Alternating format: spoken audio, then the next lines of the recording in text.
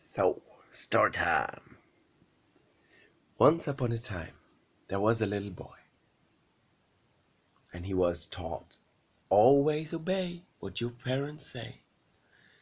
And the priestess in the temple told him, don't forget to pray each single day.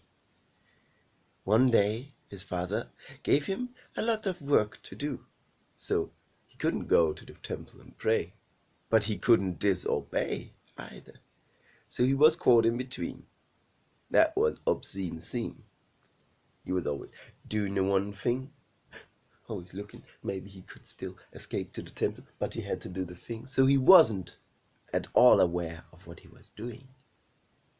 And not soon after, one of the pottery that he was trying to sort in a room was fallen down and broke.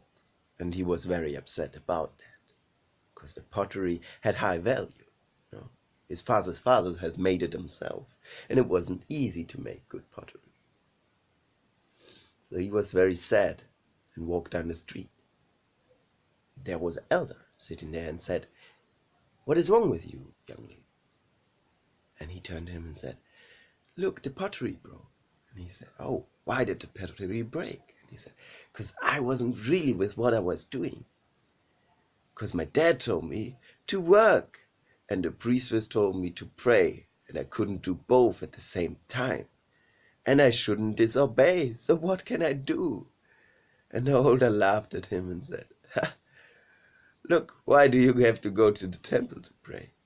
Put your devotions in the things that you do each day, and the devotion might turn back onto you one day too." And that's when he got into thinking. And he thought about it throughoutly. And he started putting some devotion in his each day things. And that made him do these things with devotion. And he felt so much more inclined and so much more happy. And finally he could work and pray at the same time. And one day he disobeyed them all and, went his own way. And still doing the things with devotion, that stayed.